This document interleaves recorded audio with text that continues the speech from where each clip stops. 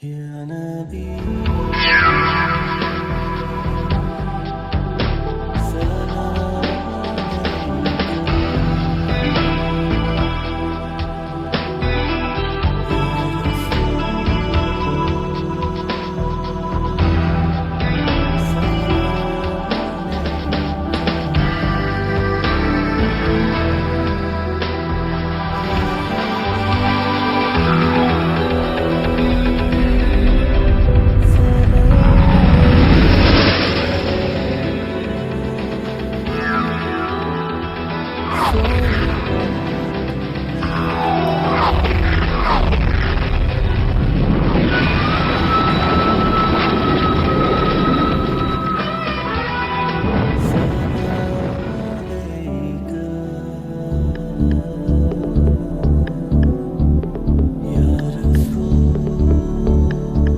"14 centuries ago, God sent down to humanity the Qur'an as a book of guidance.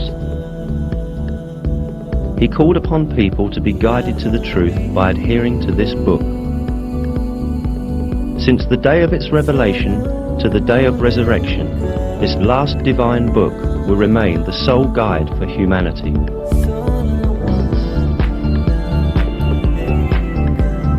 The matchless style of the Qur'an and the superior wisdom in it are definite evidence that it is the Word of God. In addition, the Qur'an has many miraculous attributes proving that it is a revelation from God.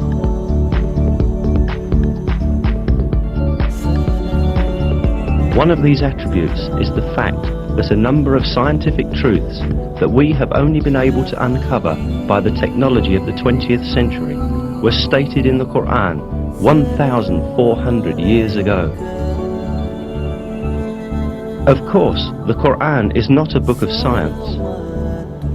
However, many scientific facts that are expressed in an extremely concise and profound manner in its verses have only been discovered with the technology of the 20th century. These facts could not have been known at the time of the Qur'an's revelation, and this is still more proof that the Qur'an is the Word of God.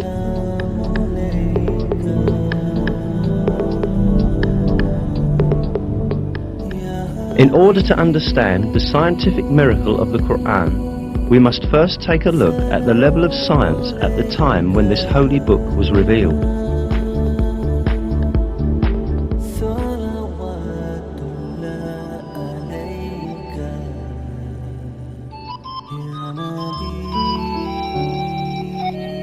In the 7th century, when the Qur'an was revealed, Arab society had many superstitious and groundless beliefs where scientific issues were concerned.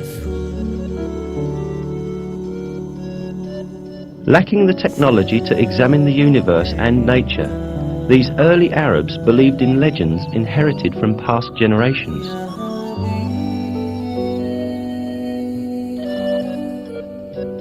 They supposed, for example, that mountains supported the sky above.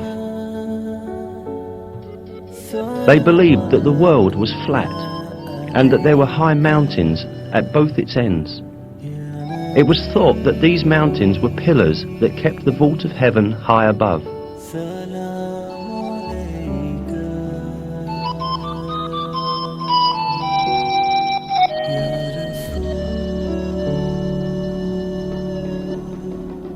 However, all these superstitious beliefs of Arab society were eliminated with the Qur'an.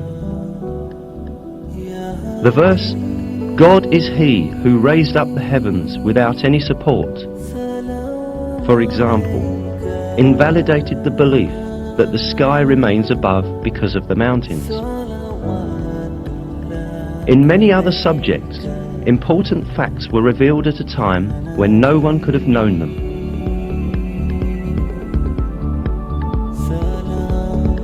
The Qur'an, which was revealed at a time when people knew very little about astronomy, physics, or biology, contains key facts on a variety of subjects such as the creation of the universe, the creation of the human being, the structure of the atmosphere, and the delicate balances that make life on Earth possible.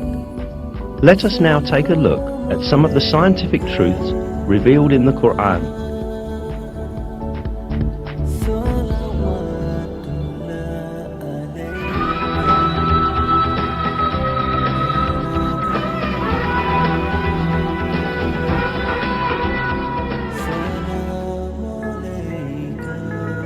The origin of the universe is described in the Qur'an in the following verse.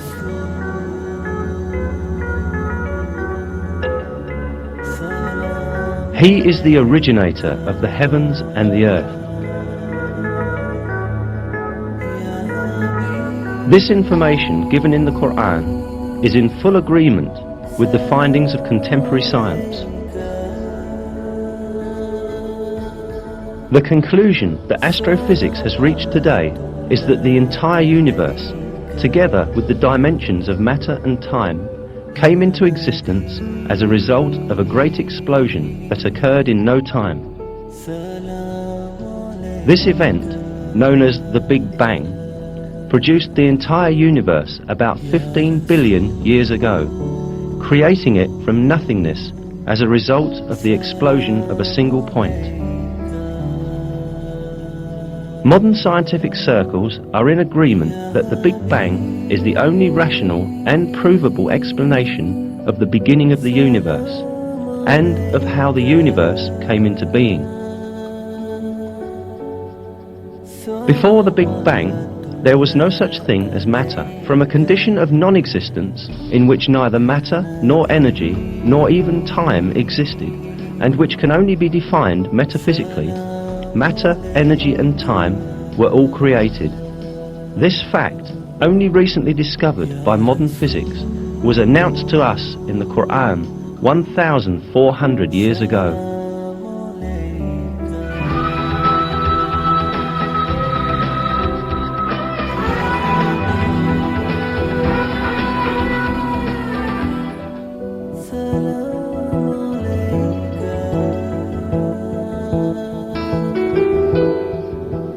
In the Qur'an, which was revealed 14 centuries ago, at a time when the science of astronomy was still primitive, the expansion of the universe was described like this.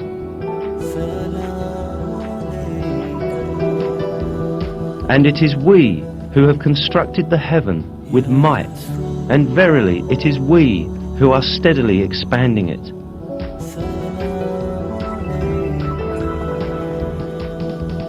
The word heaven, as stated in this verse, is used in various places in the Qur'an with the meaning of space and universe. Here again, the word is used with this meaning. In other words, in the Qur'an, it is communicated that the universe expands. And this is the very conclusion that science has reached today. Until the dawn of the 20th century, the only view prevailing in the world of science was that the universe has a constant nature, and it has existed since infinite time. The research, observations and calculations carried out by means of modern technology, however, revealed that the universe in fact had a beginning, and that it constantly expands.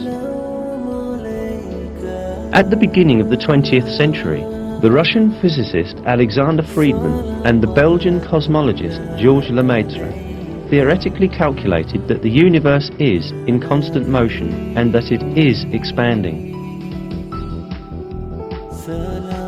This fact was proved also by observational data in 1929. While observing the sky with a telescope, Edwin Hubble, the American astronomer, discovered that the stars and galaxies were constantly moving away from each other.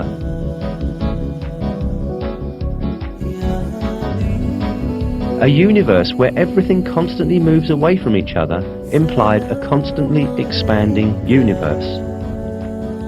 The observations carried out in the following years verified that the universe constantly expands.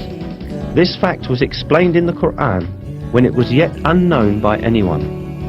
This is because the Qur'an is the word of God, the Creator, and the ruler of the entire universe.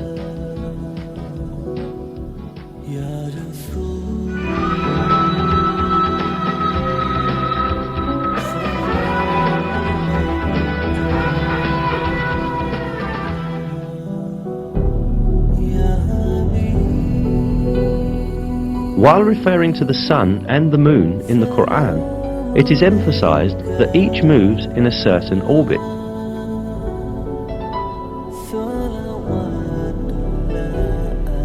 It is He who created the night and the day, and the sun and the moon. They swim along, each in an orbit.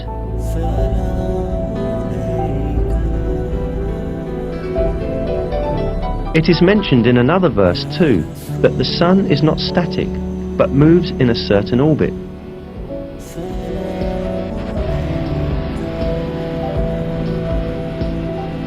And the sun runs to its resting place. That is the decree of the Almighty, the All-Knowing.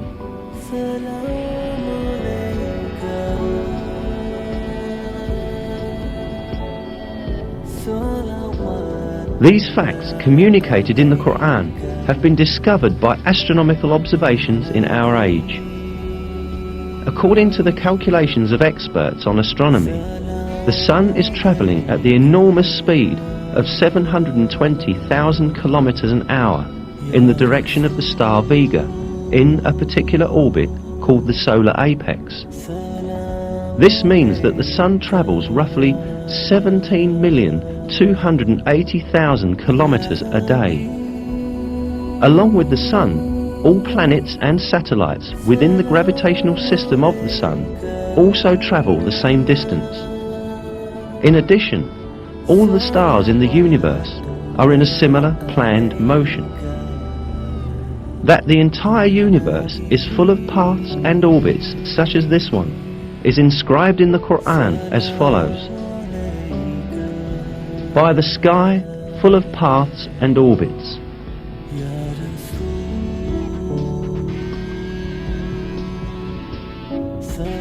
There are about 200 billion galaxies in the universe, consisting of nearly 200 billion stars in each. Most of these stars have planets, and most of those planets have satellites. All of these heavenly bodies move in very precisely computed orbits.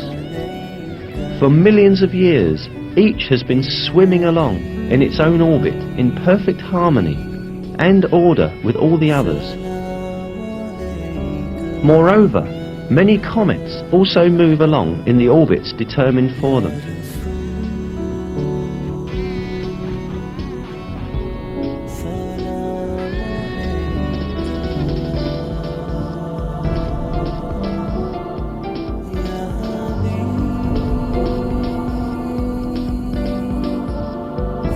The orbits in the universe do not only belong to celestial bodies.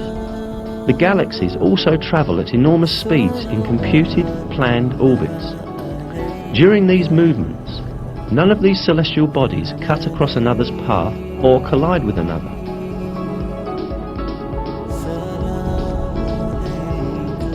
Indeed, it has been observed that some galaxies pass through each other with none of their components touching each other.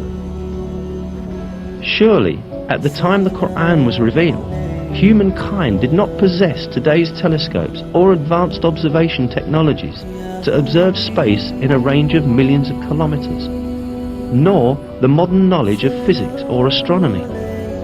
Therefore, at that time, it was not possible to determine scientifically that space is full of paths and orbits, as stated in the verse. However, this was openly declared to us in the Qur'an that was revealed at that time, because the Qur'an is the Word of God.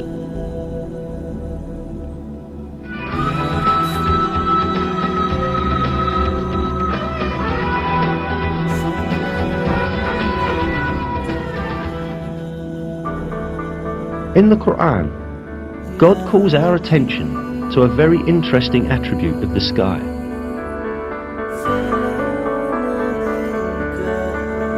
We made the sky a preserved and protected roof, yet still they turn away from our signs.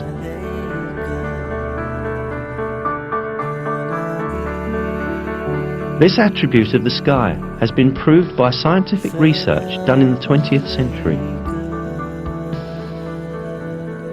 The atmosphere surrounding the Earth serves crucial functions for the continuity of life. While destroying many meteors, big and small, as they approach the Earth, it prevents them from falling to Earth and harming living things.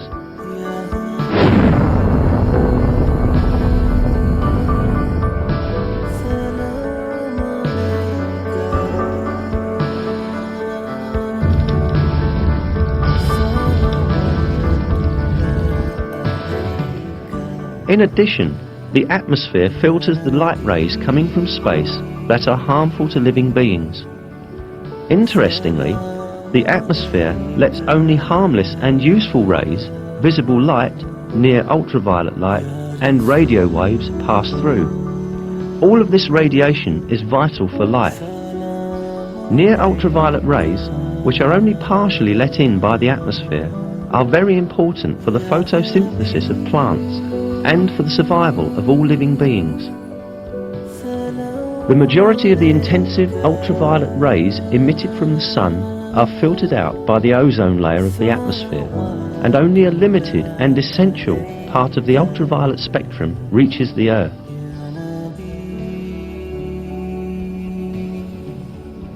The protective function of the atmosphere does not end here. The atmosphere also protects the Earth from the freezing cold of the space, which is about minus 270 degrees centigrade.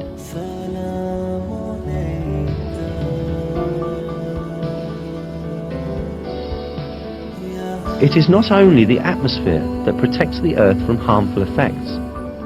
In addition to the atmosphere, the Van Allen belt, a layer caused by the magnetic field of the Earth, also serves as a shield against the harmful radiation that threatens our planet.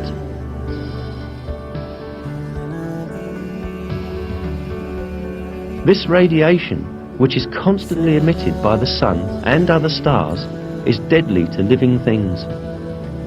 If the Van Allen belt did not exist, the massive outbursts of energy called solar flares that occur frequently in the sun would destroy all life on Earth. The energy transmitted in just one of these flashes detected in recent years was calculated to be the equivalent to 100 billion atomic bombs, similar to the one dropped on Hiroshima.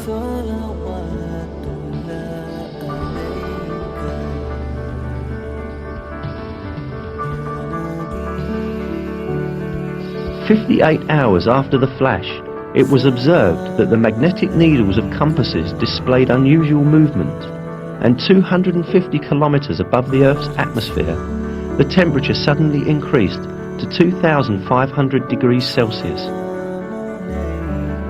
In short, a perfect system is at work high above the Earth. It surrounds our world and protects it against external threats. Scientists only learned about it recently, yet centuries ago we were informed in the Qur'an about the world's atmosphere functioning as a protective shield.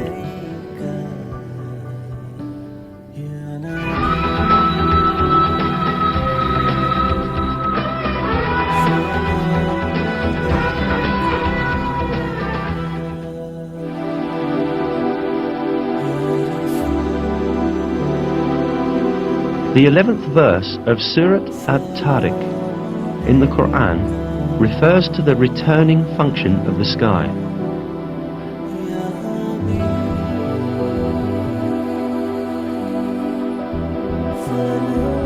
By heaven with its cyclical systems.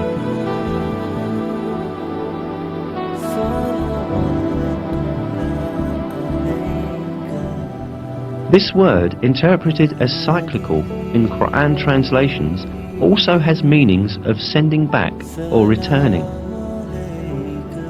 As known, the atmosphere surrounding the Earth consists of many layers. Each layer serves an important purpose for life's benefit. Research has revealed that these layers have the function of turning the materials or rays they are exposed to back into space or back down to Earth.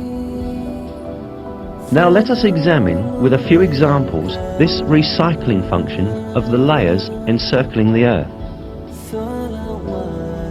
The troposphere, 13 to 15 kilometers above the Earth, enables water vapor rising from the surface to be condensed and turned back down to the Earth as rain. The ozone layer, at an altitude of 25 kilometers, reflects harmful radiation and ultraviolet light coming from space and turns both back into space.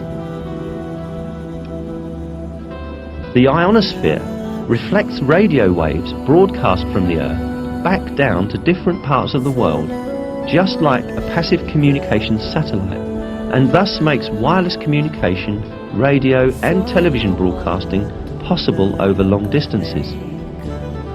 The fact that this property of the sky's layers, which could only be scientifically discovered recently, was declared centuries ago in the Qur'an, once again demonstrates that the Qur'an is the Word of God.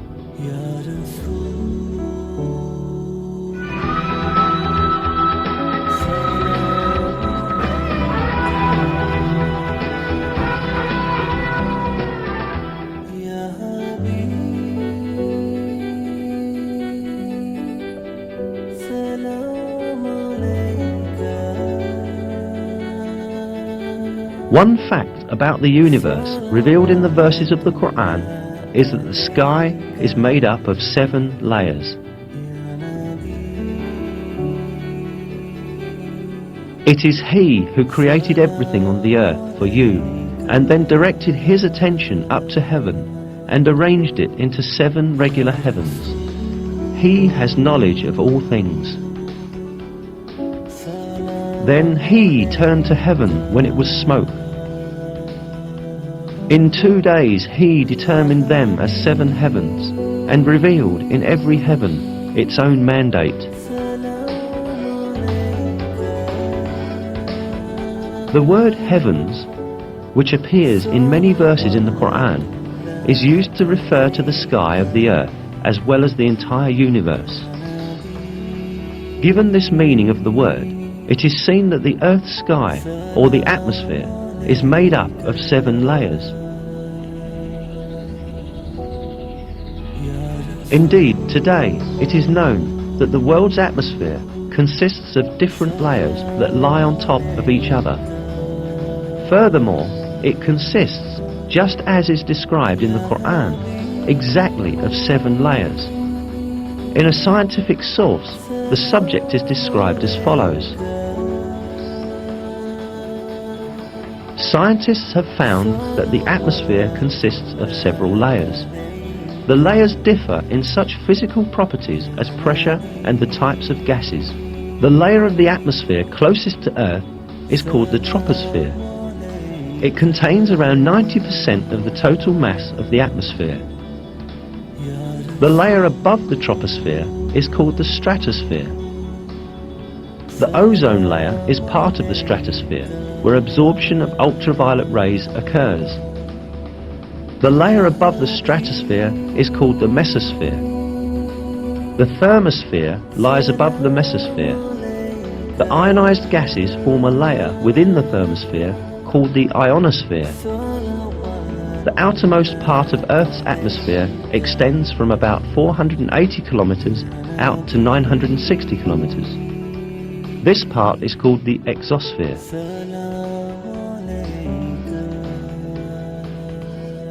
If we count the number of layers cited in this source, we see that the atmosphere consists of exactly 7 layers, just as stated in the verse. It is a great miracle that these facts, which could not possibly be discovered without the technology of the 20th century, were explicitly stated by the Qur'an 1,400 years ago.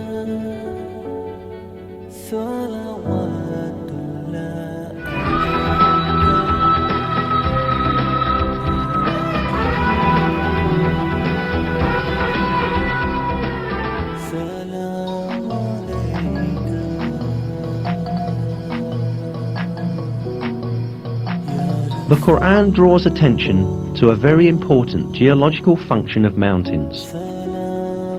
We placed firmly embedded mountains on the earth so that it would not move under them.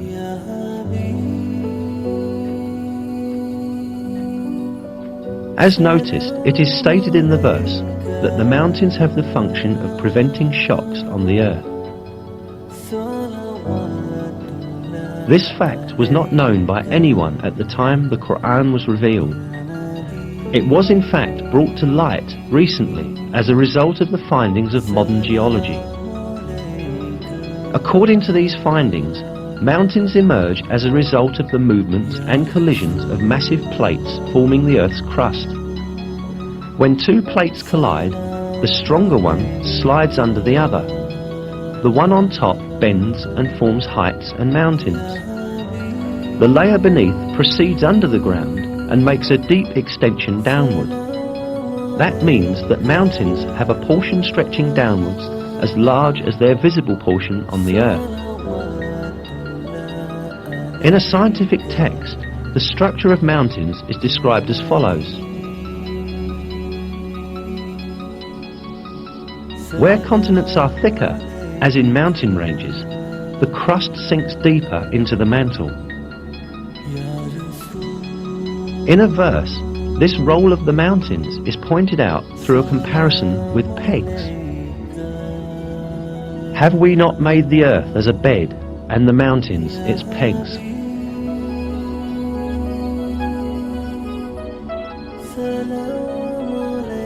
Mountains, in other words, clench the plates in the earth's crust together by extending above and beneath the earth's surface at the conjunction points of these plates. In this way, they fix the earth's crust and prevent it from drifting over the magma stratum or among its plates. Briefly, we may liken mountains to nails that keep wood pieces together. This fixing function of the mountains is defined in scientific literature with the term isostasy. Isostasy means the following. Isostasy, general equilibrium in the Earth's crust, maintained by a yielding flow of rock material beneath the surface under gravitational stress. This vital role of mountains that was discovered by modern geology and seismic research was revealed in the Qur'an centuries ago as an example of the supreme wisdom in God's creation. We placed firmly embedded mountains on the earth so that it would not move under them.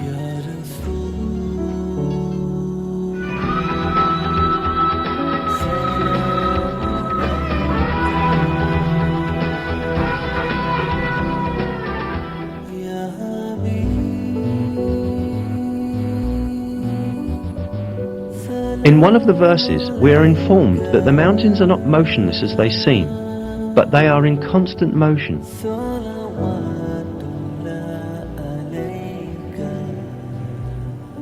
You will see the mountains you reckon to be solid going past like clouds. Such is the artistry of God, who disposes of all things in perfect order. Surely He is aware of what you do.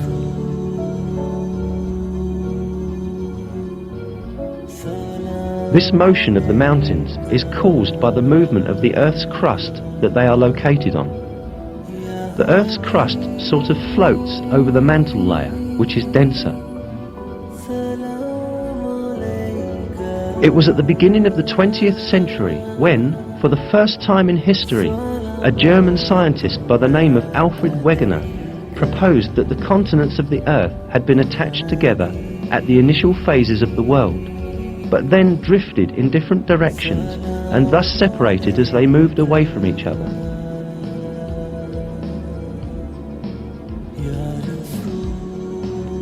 Geologists understood that Wegener was right only in the 1980s, 50 years after his death.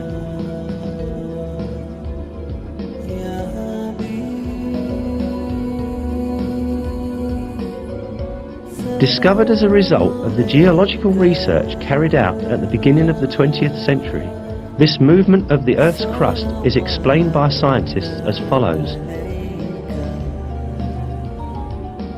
The crust and the uppermost part of the mantle, with a thickness of about 100 kilometers, are divided into segments called plates. There are 6 major plates and several small ones. According to the theory called plate tectonics, These plates move about on Earth, carrying continents and ocean floor with them. Continental motion has been measured at from 1 to 5 centimeters per year. As the plates continue to move about, this will produce a slow change in Earth's geography. Each year, for instance, the Atlantic Ocean becomes slightly wider. There is a very important point to be stated here. God has referred to the motion of mountains as a drifting action in the verse. Today, modern scientists also use the term continental drift for this motion. Unquestionably, it is one of the miracles of the Qur'an that this scientific fact, which has been recently discovered by science, was announced in the Qur'an.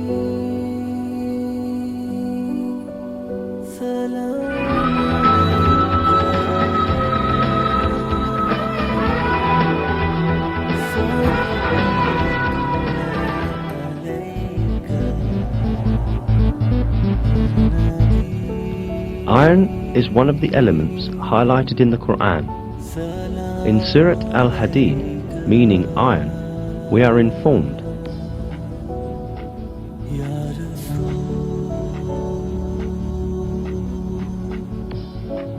"And we sent down iron, in which there lies great force, and which it has many uses for mankind."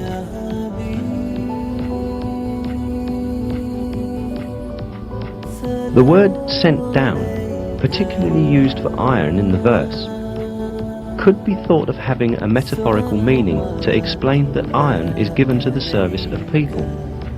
But when we take into consideration the literal meaning of the word, which is being physically sent down from the sky, we realize that this verse implies a very significant scientific miracle.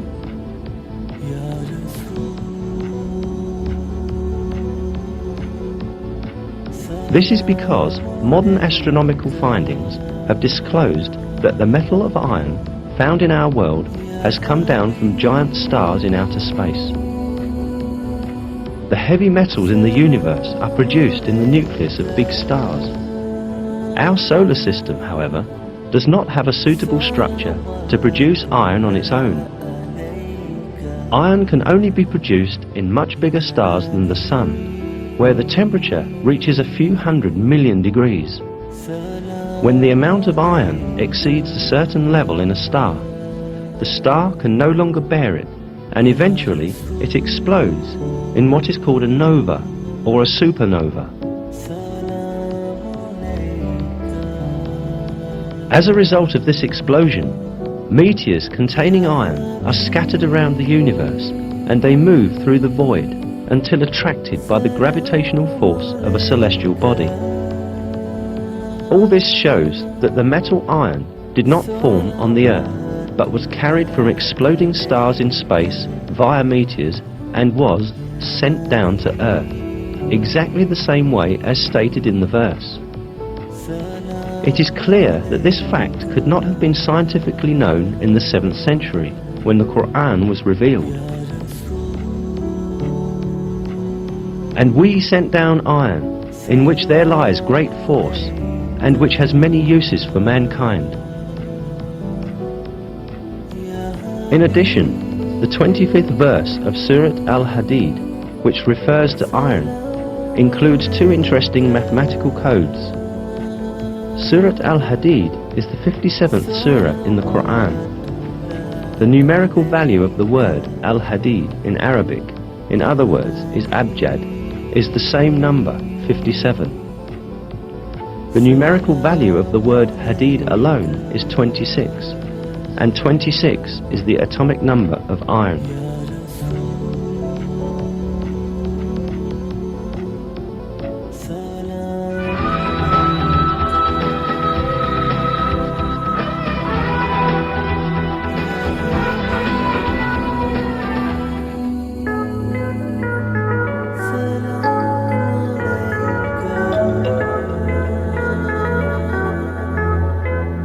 In a verse of the Qur'an, the fecundating characteristic of the winds and the formation of rain as a result are mentioned.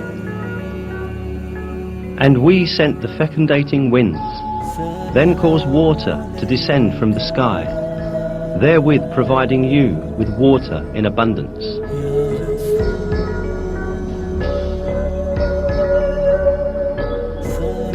In this verse, it is pointed out that the first stage in the formation of rain is wind.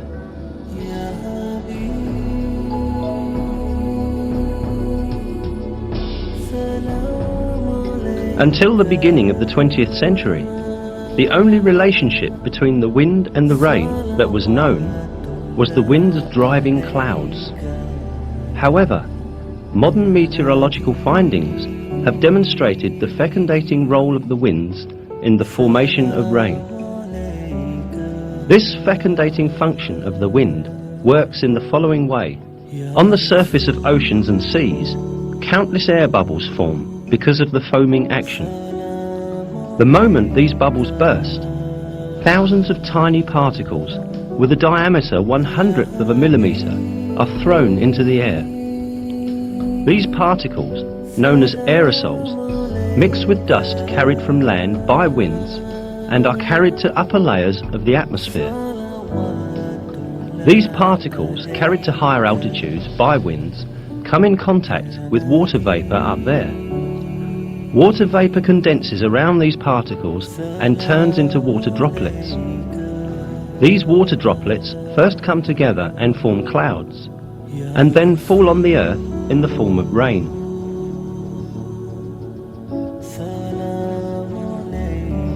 As seen, winds fecundate the water vapor floating in the air with the particles they carry from the sea, and eventually help the formation of rain clouds.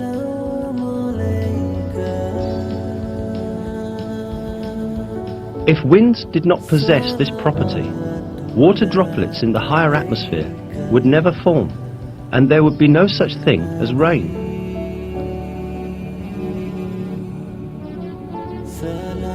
The most important point here is that this critical role of the winds in the formation of rain was stated centuries ago in a verse of the Qur'an, at a time when people knew almost very little about natural phenomena.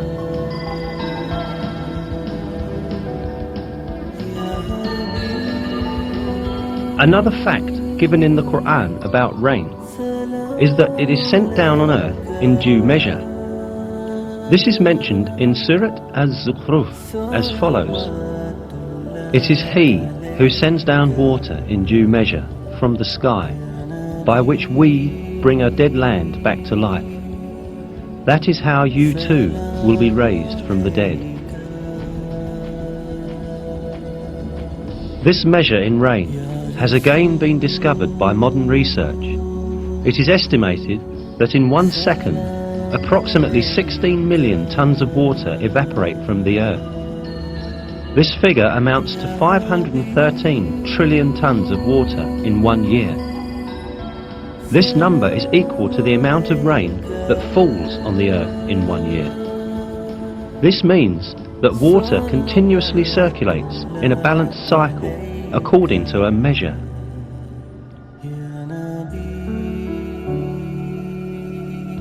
Life on Earth depends on this water cycle.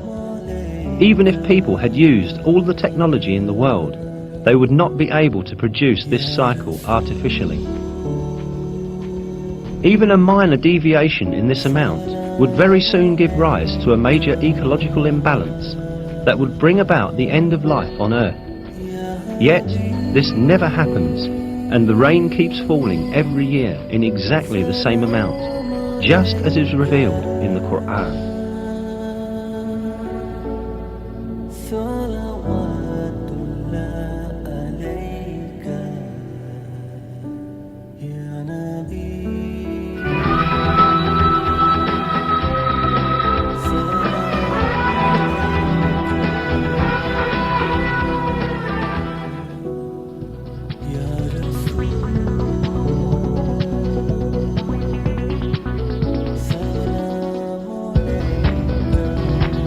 One of the properties of seas that was very recently discovered is related in a verse of the Qur'an as follows: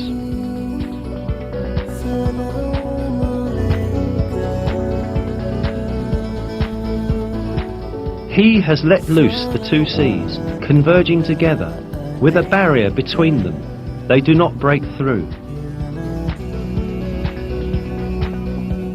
This property of the seas that converge together yet do not mingle with one another at all has been very recently discovered by oceanographers.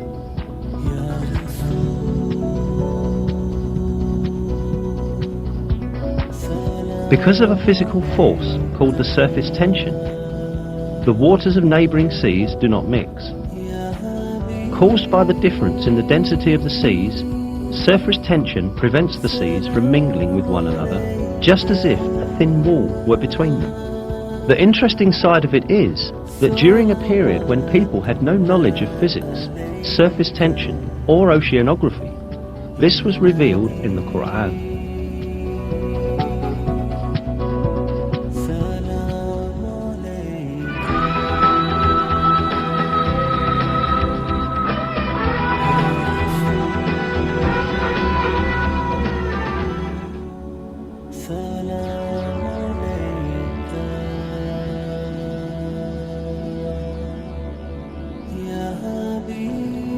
Until fairly recently, it was thought that a baby's sex was determined by the mother's cells.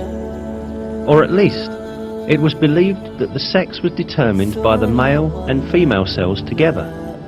But we are given a different kind of information in the Qur'an, where it is stated that masculinity or femininity is created out of the sperm poured forth into the womb. That he created pairs, male and female, out of a drop of sperm, as it is poured forth. The improving disciplines of genetics and molecular biology have scientifically validated the accuracy of this information given by the Qur'an.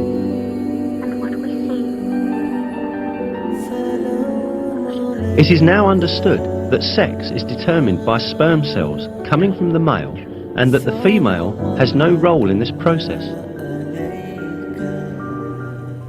Chromosomes are the main elements in determining sex.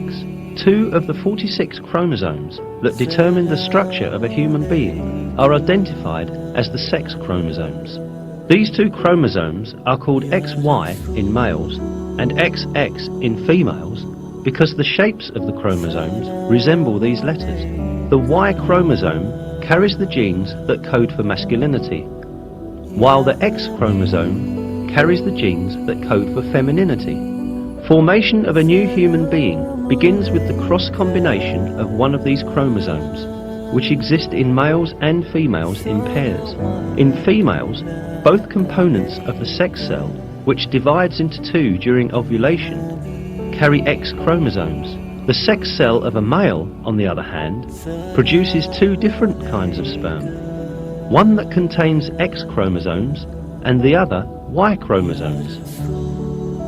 If an X chromosome from the female unites with a sperm that contains an X chromosome, then the baby is female.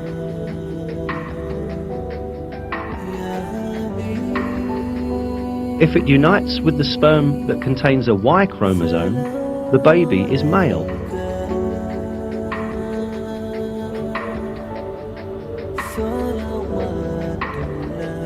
In other words, a baby's sex is determined by which chromosome from the male unites with the female's ovum.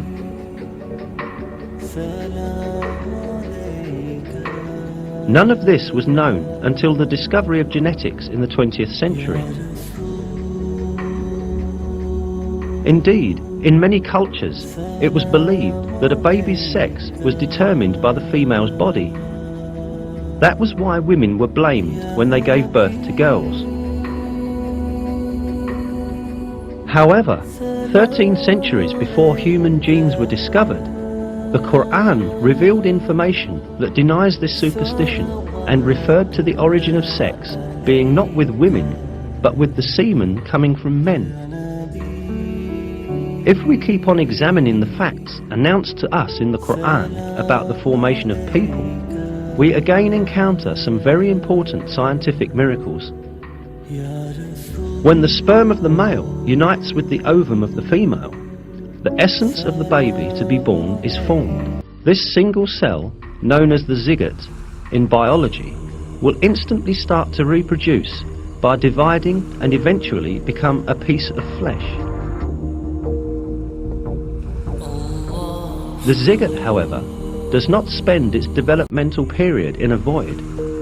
It clings to the uterus just like roots that are firmly fixed to the earth by their tendrils. Through this bond, the zygote can obtain the substances essential to its development from the mother's body. Here, at this point, a very significant miracle of the Qur'an is revealed. While referring to the zygote developing in the mother's womb, God uses the word alaq in the Qur'an.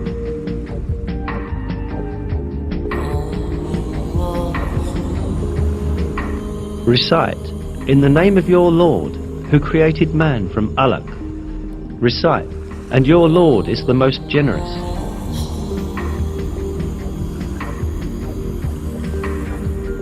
The meaning of the word alaq in Arabic is a thing that clings to some place. The word is literally used to describe leeches that cling to a body to suck blood. Certainly, it is not a coincidence that such an appropriate word is used for the zygote developing in the mother's womb. This proves once again that the Qur'an is a revelation from God, the Lord of all the worlds.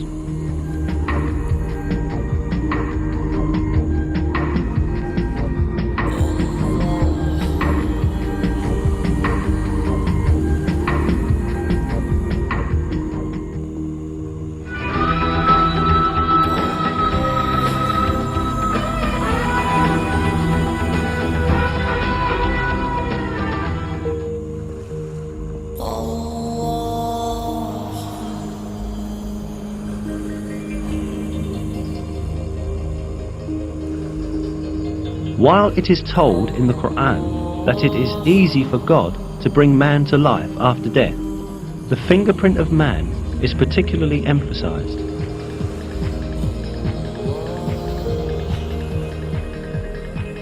Yes, we are able to put together in perfect order the very tips of his fingers.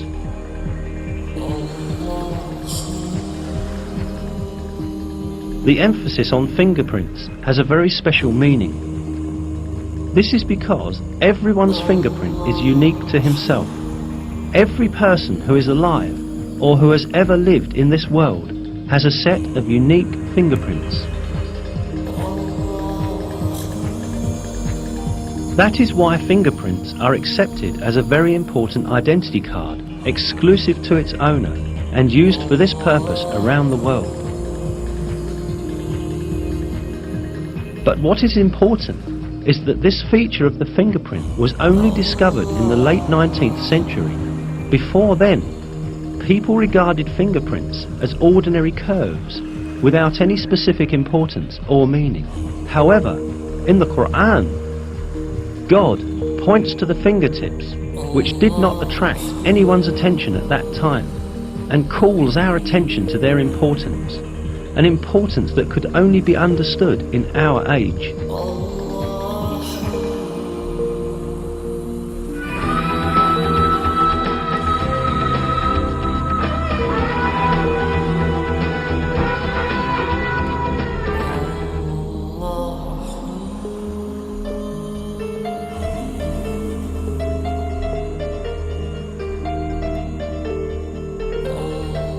Another important aspect of the information mentioned in the verses of the Qur'an is the developmental stages of a human in the mother's womb.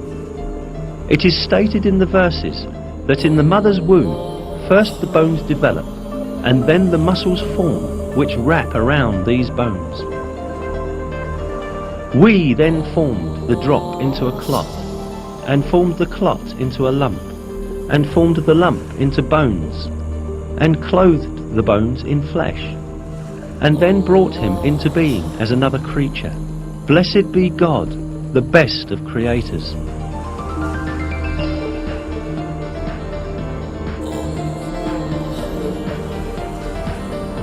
Embryology is a branch of science that studies the development of embryos in the mother's womb.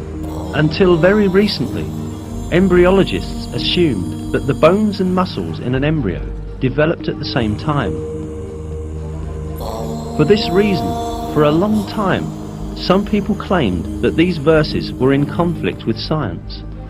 Yet, advanced microscopic research conducted by virtue of new technological developments has revealed that the revelation of the Qur'an is word by word correct. These examinations at the microscopic level showed that the development inside the mother's womb takes place in just the way it is described in the verses. First, the cartilage tissue of the embryo ossifies. Then, muscular cells that are selected from among the tissue around the bones come together and wrap around these bones. This event is described in a scientific publication with the following words. During the 7th week, the skeleton begins to spread throughout the body, and the bones take their familiar shapes. At the end of the 7th week, and during the 8th week, the muscles take their positions around the bone forms.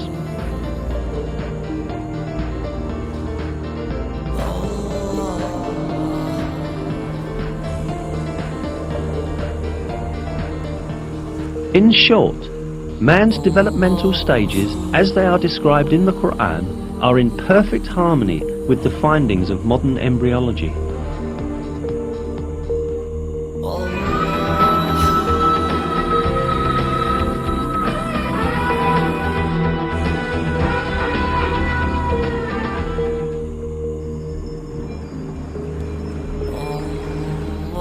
In the Qur'an, it is related that man is created in a 3-stage process in the mother's womb.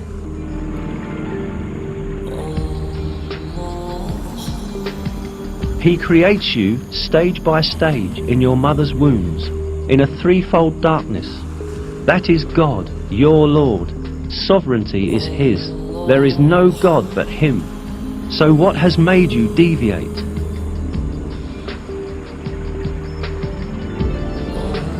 As will be understood, it is pointed out in this verse that a human being is created in the mother's womb in 3 distinct stages. Indeed, modern biology has revealed that the baby's embryological development takes place in 3 distinct regions in the mother's womb. Today, in all of the embryological textbooks studied in the faculties of medicine, this subject is taken as an element of basic knowledge. For instance, in Basic Human Embryology, a fundamental reference text in the field of embryology, this fact is stated as follows. The life in the uterus has 3 stages. Pre-embryonic, first 2.5 weeks, embryonic, until the end of the 8th week, and fetal, from the 8th week to labour. These phases refer to the different developmental stages of a baby. Information on the development in the mother's womb became available only after observations done with modern devices. Yet, just like many other scientific facts, these pieces of information are imparted in the verses of the Qur'an in a miraculous way. The fact that such detailed and accurate information was given in the Qur'an at a time when people had scarce information on medical matters is clear evidence that the Qur'an is not the word of man, but the word of God.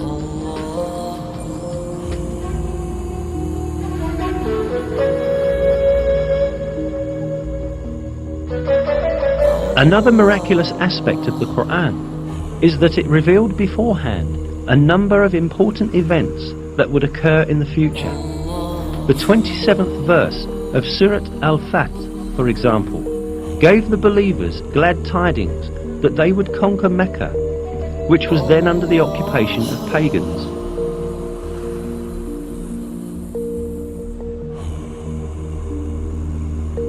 God has confirmed His messenger's vision with truth. You will enter the Masjid al-Haram in safety, God willing, shaving your heads and cutting your hair without any fear. He knew what you did not know and ordained, in place of this, an imminent victory.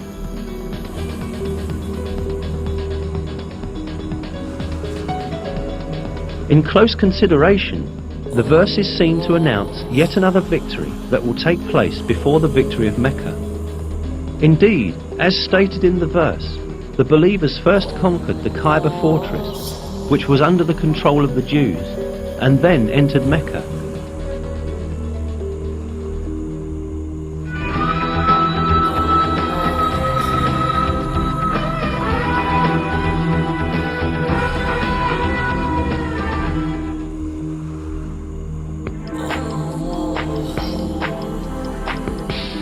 Another piece of news that the Qur'an gives about the future is found in the first verses of Surat Ar-Rum. In these verses, it is stated that the Byzantine Empire had met with a great defeat, but that it would soon gain victory. The Romans had been defeated in the land nearby, but after their defeat, they will themselves be victorious in a few years' time. The affair is God's from beginning to end.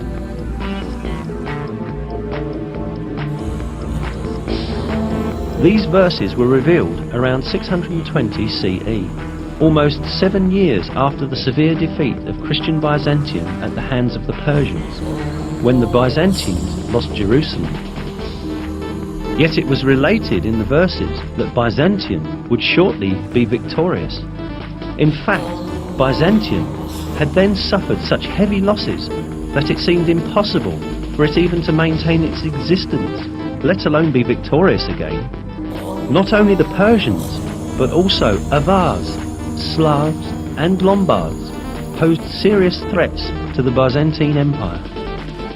The Avars had come as far as the walls of Constantinople. The Byzantine Emperor Heraclius had ordered the gold and silver in churches to be melted and turned into money in order to meet the expenses of the army. Many governors had revolted against Emperor Heraclius, and the empire was on the point of collapse.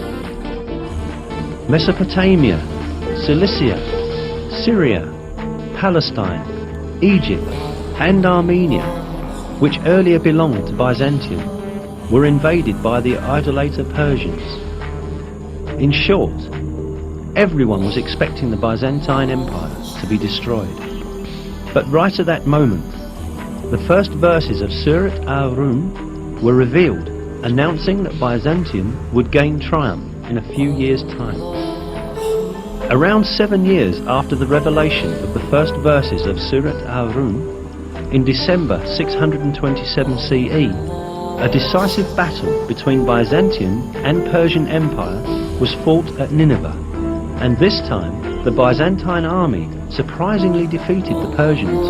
A few months later, the Persians had to make an agreement with Byzantium, which obligated them to return the territories they had taken from them. At the end, the victory of the Romans, proclaimed by God in the Qur'an, miraculously came true. Another miracle revealed in these verses is the announcement of a geographical fact that could not be discovered by anyone in that period. In the third verse of Surat Ar-Rum, we are informed that the Romans had been defeated in the lowest region of the earth. This expression, Adna al-Ard in Arabic, is interpreted as a nearby place in many translations. Yet, this is not the literal meaning of the original statement, but rather a figurative interpretation of it. The word Edna in Arabic is derived from the word Deni, which means low, and Ard, which means world.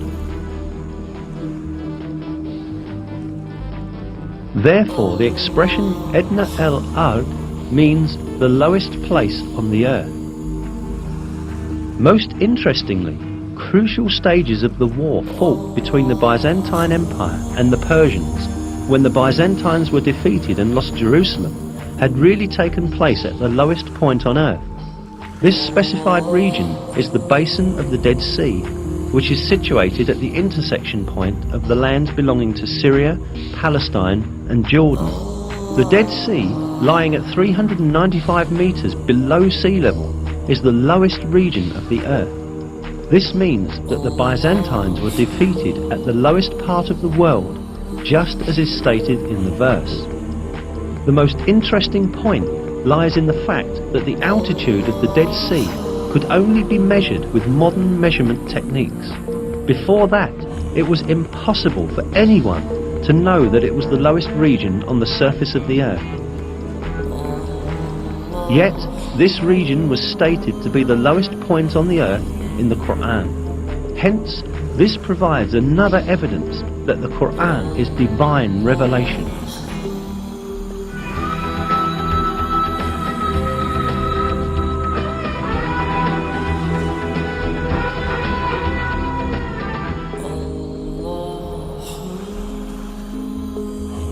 Apart from the miraculous characteristic of the Qur'an, which we have looked into so far, it also has a mathematical miracle. An example of this is the numbers of repetitions of some words in the Qur'an. Some related words are surprisingly repeated the same number of times. Below are such words and the numbers of their repetitions in the Qur'an. The word day is repeated 365 times in singular form, while its plural and dual forms, days, together are repeated 30 times. The number of repetitions of the word moon is 12. The word punishment is repeated 117 times, while the expression forgiveness, which is one of the basic principles of the Qur'an, is repeated exactly twice as many times. The number of times the words world and hereafter are repeated is also the same, 115.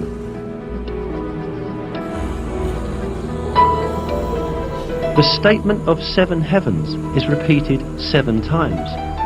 The creation of the heavens is also repeated 7 times. The word faith, iman, without genitive, is repeated 25 times throughout the Qur'an, as is also the word infidelity or covering over the truth, kufr. The word zakah is repeated 32 times, while the number of repetitions of the word blessing is also 32. The expression the truly virtuous is used 6 times, but libertine is used half as much, i.e. 3 times. Human being is used 65 times. The sum of the number of mentions of the stages of man's creation is the same.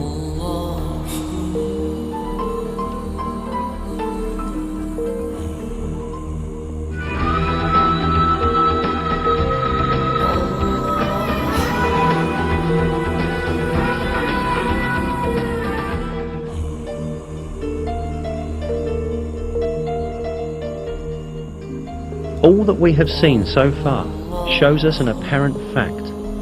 The Qur'an is such a book that all the news related in it has proved to be true, and facts that no one could ever have known at that time were announced in its verses. Certainly this provides clear evidence that the Qur'an is not the word of man. The Qur'an is the word of God, the originator of everything, and the Almighty, who encompasses everything with his knowledge.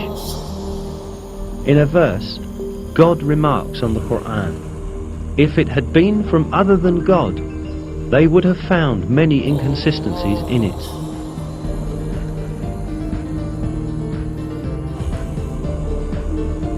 Not only are there no inconsistencies in the Qur'an, every piece of information it contains reveals the miracle of this divine book more and more each day. What falls to man is to hold fast to this divine book revealed by God and receive it as his one and only guide. In one of the verses, God calls out to us, "And this is a book we have sent down and blessed, so follow it and have fear of God, so that hopefully you will gain mercy.